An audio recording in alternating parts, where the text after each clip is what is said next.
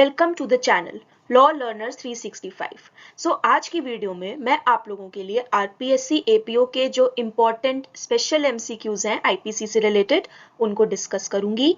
I hope कि ये video आप लोगों को पसंद आएगी, आपको इससे कुछ काम का सीखने को मिलेगा। पर वीडियो में आगे बढ़ने से पहले मेरी आप लोगों को एक रिक्वेस्ट है कि आप प्लीज हमारे चैनल को सब्सक्राइब करें, वीडियो को लाइक करें, बेल नोटिफिकेशंस ऑन कर लें और इस वीडियो को पसंद आई आपको तो अपने फ्रेंड्स को, कलीग्स एक्सेट्रा को शेयर करें।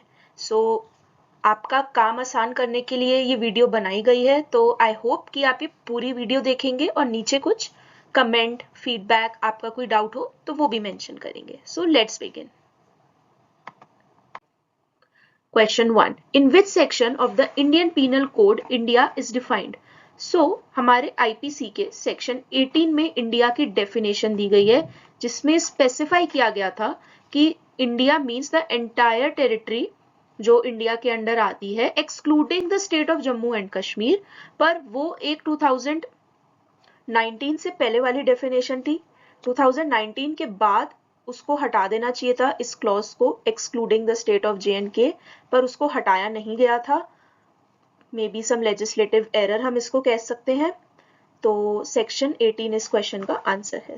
It is section 18। Second question, one of the following is not a public servant as per the purpose of IPC. Guys, IPC का जो सेक्शन 21 है, सेक्शन 21 में पब्लिक सर्वेंट्स डिफाइन किए गए हैं, एक लिस्ट दी है और उस लिस्ट में अ सिविल जज, liquidator, member of panchayat assisting a court of justice, ये तीनों के तीनों मेंशन्ड है। तो हमारा आंसर होगा option D, secretary of a cooperative society. ये सेक्शन 21 ऑफ द आईपीसी में as a public servant mentioned नहीं है। Third question, under Indian Penal Code, the word government denotes central government only, government of state, central government or government of state, central government, government of state और local authority। तो इसका answer है option सी, central government और government of state. IPC के section 17 में हमें government की definition दी गई है और उसमें क्लियरली सेंट्रल गवर्नमेंट और स्टेट गवर्नमेंट दोनों को मेंशन किया गया है। तो अगर हम सेक्शन 17 के अलावा भी बात करें तो the power to legislate upon crimes, offences, ये सब है जो ये कॉन्करेंट लिस्ट के अंदर फॉल करता है हमारी कॉन्स्टिट्यूशन की। हम सबको पता है कि कॉन्स्टिट्यूशन में 3 लिस्ट्स हैं, स्टेट, सेंटर एंड कॉन्करेंट। तो जो कॉन्करेंट लिस्ट है उसमें जो सब्जेक्ट मैटर्स हैं उस पे सेंटर और स्टेट गवर्नमेंट्स दोनों लेजिस्लेट कर सकती हैं। तो जिस पर्सन को कॉन्स्टिट्यूशन के इस एस्पेक्ट का आइडिया होगा वो ये क्वेश्चन सेक्शन 17 आईपीसी जाने बिना भी करेक्ट सॉल्व कर सकता है। चलिए आगे बढ़ते हैं। The word injury denotes any harm illegally caused to any person in body, reputation, property, all of these. तो सेक्शन 44 आईपीसी में इंजरी डिफाइन किया गया है और उस डेफिनेशन के हिसाब से इंजरी ऐसा कोई भी हार्म है जो कि एक पर्सन को इलीगली कॉज करा जा सकता है, और ये हार्म उस पर्सन की बॉडी पे, उसकी रेप्यूटेशन पे, उसकी प्रॉपर्टी पे और उसके माइंड पे भी होता है। तो इस क्वेश्चन में बॉडी ऑप्शन ए है, रेप्यूटेशन ऑप्शन बी है, प्रॉपर्टी ऑप्शन सी है। तो क्लियरली तीनों ऑप्शंस करेक्ट है और ऑप्शन डी है ऑल ऑफ दीज। तो हमारा करेक्ट आंसर होगा option D, all of these. Next question, an Indian citizen has committed the murder of his wife in England, मतलब इंडियन टेरिटरी के बाहर। So can such a person B tried in India? इसका answer है option B, in India. Rational हमारा लाया करता है section 4 of the IPC में, जिसके सबसेक्शन 1 में ये क्लियरली मेंशन्ड है कि अगर एक पर्सन इंडियन सिटीजन है और वो इंडियन सिटीजन इंडिया की टेरिटरी के बाहर पे कहीं क्राइम करता है तो उसको इंडिया में उस पर्टिकुलर क्राइम के लिए ट्राई किया जा सकता है। तो इस केस में मर्डर कमिट करा है। अब सपोज करिए कि एक पर्सन ने डाउरी डेथ कमिट करी है इंडिया के टेरिटरी के बाहर, सपोज करिए कि यूएसए में कमिट करी है, तो उसको डाउरी डेथ के लिए इंडिया में प्रोसिक्यूट किया जा सकता है। ये सेक्शन 4 में लेट डाउन है। Next question, how many types of imprisonments other than of life imprisonment have been prescribed under section 53? तो इस क्वेश्चन में imprisonment मेंशन है, टाइप्स ऑफ imprisonments एंड ना कि टाइप्स ऑफ पनिशमेंट्स। तो हमें क्या लगता है कि ज्यादातर पेपरों में टाइप्स ऑफ पनिशमेंट्स पूछी जाती हैं, क्योंकि वो भी एक इंपॉर्टेंट क्वेश्चन है, वो भी सेक्शन 53 से ही आंसर होगा, तो हम उसकी मिस्टेक कमिट कर देते हैं। इसलिए जब भी ऐसा क्वेश्चन आए हमें अपने पूरे सेंसेस खोल के क्वेश्चन पढ़ना है। इसका आंसर है गाइस ऑप्शन डी 2। दो तरीके की इम्प्रिजनमेंट है जो कि मेंशन की गई है सेक्शन 53 में, सिंपल और rigorous. Rigorous imprisonment is also imprisonment जिसमें आपको बस हार्ड लेबर साथ में कराया जाता है। अब हम आते हैं नेक्स्ट क्वेश्चन पे। State the age limit prescribed under section 82 of the Indian penal code. So ये बहुत सिंपल क्वेश्चन है, सबको इसका आंसर पता है। आंसर है ऑप्शन ए 7 years।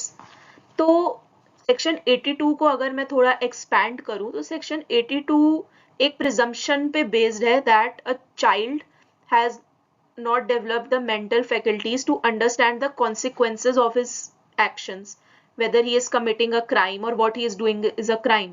So क्योंकि उनकी mental faculties इतनी develop नहीं है, वो mens rea form ही नहीं कर सकते, और क्योंकि वो mens rea form नहीं कर सकते और प्लस उनको इतनी वर्ल्डली नॉलेज नहीं होती है 7 साल तक के बच्चों को, इसलिए उनको हम डॉली इनकैपेक्स मानते हैं, that is they can not commit a crime. 83 है इससे सिमिलर सेक्शन। 7 to 12 का जो एज ग्रुप है उसमें जो बच्चे हैं उन पे भी यही रैशनल लगता है, पर अगर कुछ सर्कमस्टेंसेस ऐसे हैं जिससे पता लगता है कि बच्चे को आइडिया था कि वो क्या कर रहा है, तो उस पर्टिकुलर केस में 7 to 12 वाले एज ग्रुप में भी हम उस बच्चे को प्रोसिक्यूट नहीं करेंगे। Section 95 of the Indian penal code is based on the maxim. इसका आंसर है option C de minimis non curat lex. इसको हम शॉर्ट फॉर्म में डी मिनिमिस भी बोल सकते हैं, पूरा लिखने की जरूरत नहीं है अगर आप रिटन पेपर दे रहे हो। और इसका ये मीनिंग है कि the law doesn't take care of trivial matters. Trivial matters ऐसे कि कोई बहुत छोटी छोटी बातों पे अगर आप कोर्ट जा रहे हो तो वो भी एक जनरल डिफेंस की तरह काम कर सकता है। अब सपोज आप बस में बैठे हैं और आपको बहुत जोर से प्यास लगी और आपके बगल वाला बंदा है, उसकी बोतल पड़ी है पानी की और आपको पानी पीना है, और आपको दिख रहा है कि वो पर्सन इतना फ्रेंडली नहीं है, वो आपको ऑफर नहीं कर रहा खुद से, या आप पूछोगे तो मना कर देगा, तो आप एक मैलाफाइड इंटेंशन से उसकी बोतल जब वो दूसरी तरफ देखता है उठा के पानी पी लेते हैं। तो उस केस में क्या होगा कि आपने टेक्निकली थेफ्ट कमिट करा है, जो कि सेक्शन 378 में डिफाइन किया गया है। पर ये एक बहुत छोटा मैटर है, एक पानी की बोतल, दोनों को इतनी मैच्योरिटी रखनी चाहिए, तो उस टाइप के फैक्टर्स आ जाते हैं ऐसी सिचुएशंस में, इसलिए सेक्शन 95 को इंक्लूड किया गया है कि ऐसे मैटर्स कोर्ट में ना आए, ऐसे मैटर्स लोग आपस में ही सुलझाएं और इनके लिए प्रोसिक्यूशन करने की कोई जरूरत नहीं है। Next question, when offence is punishable with fine only. IPC में बहुत सारे ऑफेंसेस हैं जिनमें इम्प्रिजनमेंट है, इम्प्रिजनमेंट एंड फाइन है, फिर कुछ है ओनली फाइन। तो यहाँ पे बात हो रही है विद फाइन ओनली वालों की। And the amount of fine does not exceed 50 rupees, मतलब 50 रुपए से ज्यादा का फाइन नहीं इन्फ्लिक्ट हुआ है। Then what is the maximum term of imprisonment? तो इसका आंसर है ऑप्शन सी। डिटेल्स अगर आपको पढ़नी है तो आपको सेक्शन 67 में जाना होगा आईपीसी के, उसमें ये मेंशन्ड है कि 50 रुपीज से कम, 50 एंड 50 रुपीज से अगर कम का फाइन है तो 2 months, 51 रुपीज से लेके अगर 100 रुपीज तक का फाइन है तो 4 months, और अगर 100 रुपीज से ज्यादा का फाइन है तो फिर 6 months। तो अब चलते हैं नेक्स्ट क्वेश्चन पे। Section 410 of the IPC deals with, straightforward question है, जिसने बेयर एक्ट पढ़ा होगा उसे आता होगा, option B stolen property.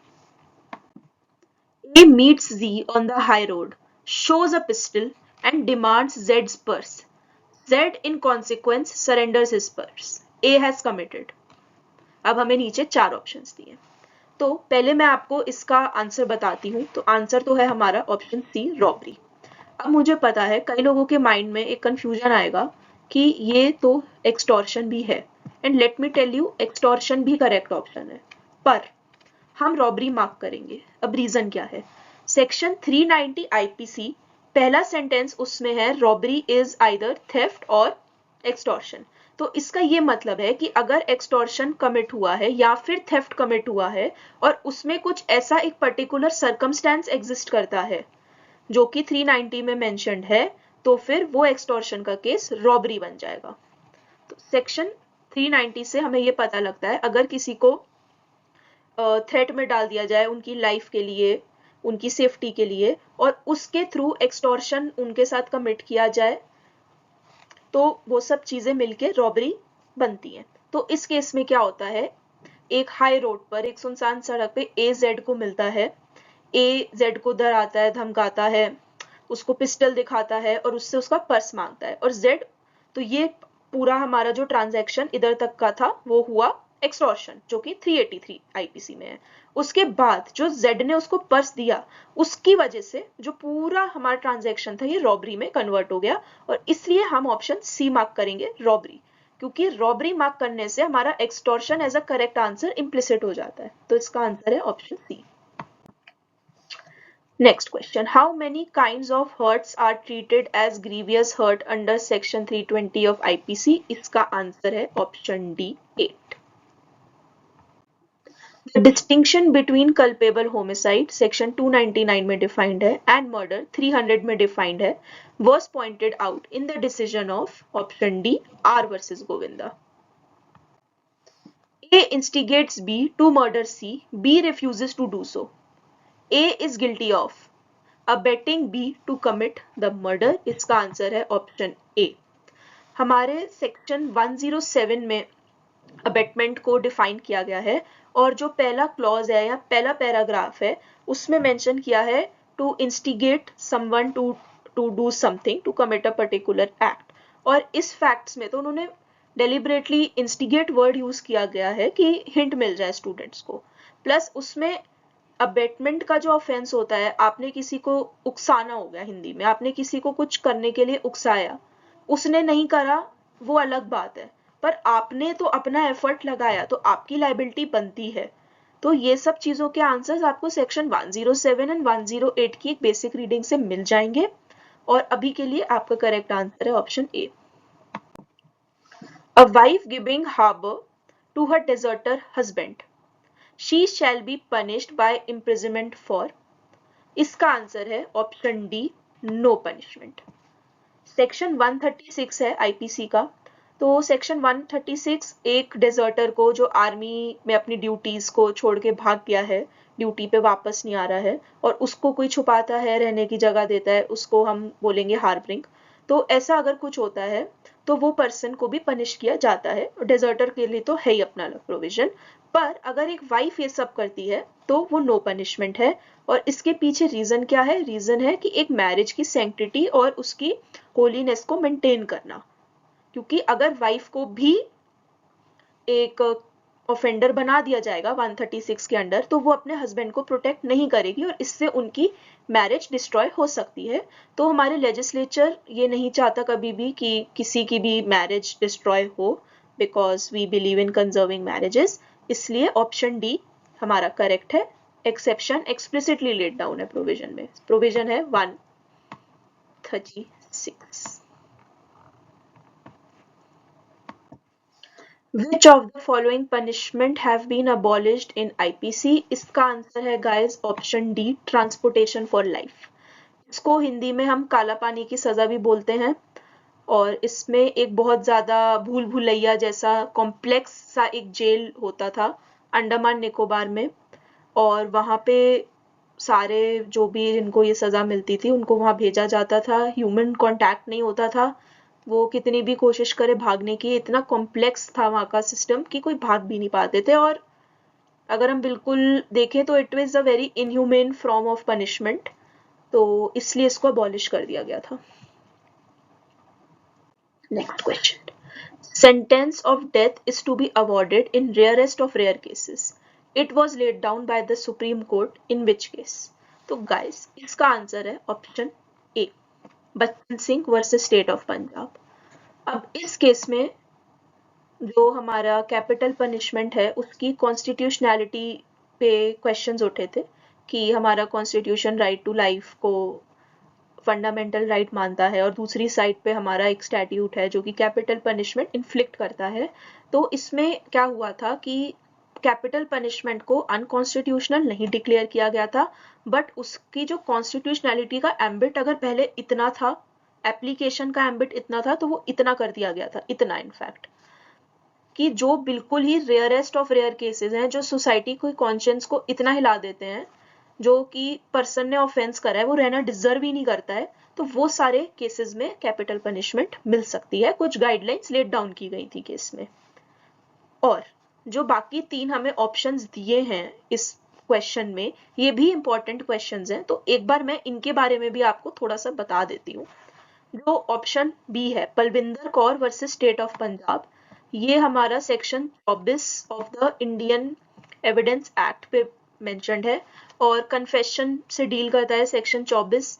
Confessions की एडमिसिबिलिटी क्या होगी, एविडेंशियरी वैल्यू क्या होगी, उससे रिलेटेड ये एक लैंडमार्क केस है। फिर आता है Nishikant Jha versus state of Bihar. तो ये केस में एक कन्फेशन में अगर एक्सकल्पेटरी और इनकल्पेटरी पार्ट्स दोनों हैं, उसके बारे में लेट डाउन किया गया है। तो होता क्या है कि कभी कभी आपके जो कन्फेशंस होते हैं उसमें 2 तरीके के पार्ट्स होते हैं। एक होती हैं ऐसी स्टेटमेंट्स जो आपकी लाइबिलिटी है, आपकी एलिजिड लाइबिलिटी है, उसको एब्सॉल्व करती हैं, और कुछ ऐसी स्टेटमेंट्स होती हैं जो आपकी लाइबिलिटी है, आप उसको एडमिट कर रहे हो। तो जिनमें आप एडमिट कर रहे हो वो इनकल्पेटरी पार्ट ऑफ द कन्फेशन हो गया, और जिसमें आप डिनाई कर रहे हो या जिससे आप एब्सॉल्व कर रहे हो अपनी लाइबिलिटी, वो एक्सकल्पेटरी हो गया। तो इस केस में ये लेट डाउन किया गया था कि अगर जो फैक्ट्स एंड सर्कमस्टेंसेस हैं केस के, रादर कन्फेशन के अलावा जो भी एविडेंसेस हैं, वो एक्सकल्पेटरी पार्ट यानी कि वो पार्ट जो आपको लाइबिलिटी से हटाता है, उसके साथ इन लाइन नहीं है, उन दोनों में कॉन्ट्राडिक्शन है, तो हम एक्सकल्पेटरी पार्ट ऑफ द कन्फेशन को एडमिसिबल नहीं मानेंगे। अब हम अगर आए निशिकांत झा तो हो गया। अब हम अगर आए के.एम. नानावती, तो अक्षय कुमार की एक मूवी आई थी रुस्तम, वो इससे हेविली इंस्पायर्ड थी मैं कहूंगी, पर फैक्ट्स थोड़े से अलग थे। पर हमारे लिए रेलेवेंट है एक सिंपल बात, इस केस में ग्रेव एंड सडन प्रोवोकेशन का एक पार्शियल डिफेंस दिया जाता है मर्डर के ऑफेंस में, जिससे अगर आपको मिल जाए तो आपकी लाइबिलिटी एक मर्डर से कल्पेबल होमिसाइड की हो जाती है। तो उस चीज को इस केस में इलेबोरेट किया गया है, सेक्शन 300, सेक्शन 299 वगैरह इसमें डिस्कस किए गए हैं, और उस सब्जेक्ट पे ये लैंडमार्क केस है। नेक्स्ट क्वेश्चन, अ गुंडा dragged a young girl for committing rape. Hearing her screams, a lady appeared from the nearby place and hit on his head with a hatchet, and he died. She is guilty of. Now, she is guilty of no offense. Reason, हमारे IPC में जो right to private defence है, वो सिर्फ और सिर्फ आपको अपने अगेंस्ट जो ऑफेंस हो रहा है, आपकी बॉडी के अगेंस्ट जो ऑफेंस हो रहा है, उस तक लिमिटेड नहीं है। अगर आपके आगे किसी और की बॉडी के अगेंस्ट कोई ऑफेंस हो रहा है, उस पे भी आपको राइट टू प्राइवेट डिफेंस है कि आप उस पर्सन को बचाते बचाते अगर कोई क्राइम कमिट कर देते हो, जैसे इस केस में उस लेडी से मर्डर कमिट हो गया। सेक्शन 97 का पैरा 1 है, उसमें ये चीज क्लियरली मेंशन्ड है। तो इस केस में हमारा करेक्ट आंसर है no offence. A and B planned to commit a robbery in a bank. A entered the bank and by killing the cashier with his pistol, collected the cash. While coming out, he was also killed by the guard. B, who was waiting outside the bank on motorcycle, ran away. What is the liability of B?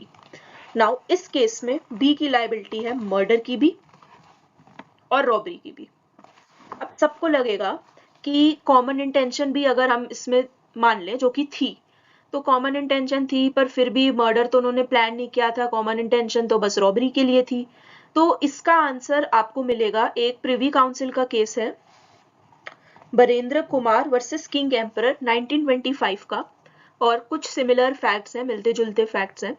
सो इस case में ये help किया गया था कि अगर आपकी intention है कोई भी पर्टिकुलर क्राइम कमिट करने की, और सपोज इस केस में था रॉबरी, तो ऐसा होता है कि एक क्राइम आप कमिट कर रहे हो पर उसके कुछ नेचुरल कॉन्सिक्वेंसेस हो सकते हैं। जैसे आप रॉबरी कमिट करने गए, आप गए बैंक में, वहां के जो लोग हैं वो प्रोटेस्ट करेंगे, आप उन्हें डराओगे, फिर वहां की सिक्योरिटी के लोग आपसे लड़ेंगे, हो सकता है उस लड़ाई में किसी की डेथ हो जाए, आप किसी को शूट कर दो, तो मर्डर रॉबरी का एक नेचुरल कॉन्सिक्वेंस है, आप पे वेपन्स भी हैं। नेचुरल कॉन्सिक्वेंस से ज्यादा है एक नेचुरल या ऑब्वियस आउटकम, हम इसको कह सकते हैं। तो अगर ऐसा कोई क्राइम कमिट हो जाए जो कॉमन इंटेंशन की फर्दरेंस में ही हुआ हो, तो उस केस में जो दूसरा पर्सन है जिसने वो एक्टिविटी नहीं की, वो ऑफेंस नहीं कमिट करा, वो भी लायबल होगा। इसलिए इस केस में हमारा आंसर है option D. A drives vehicle on a public way in a manner so rash which endangered human life, under which section of IPC shall he be liable? इसका आंसर excuse me, बहुत simple है, option ए, मतलब कि section 279। तो I hope आपको मेरी ये video पसंद आई होगी। मैंने बहुत चुन के इम्पोर्टेंट क्वेश्चंस इसमें इंक्लूड करे कि ये वीडियो आप लोगों के लिए सच में एक लर्निंग एक्सपीरियंस रहे। And please like the video, please share the video and do subscribe to the channel. Thank you so much.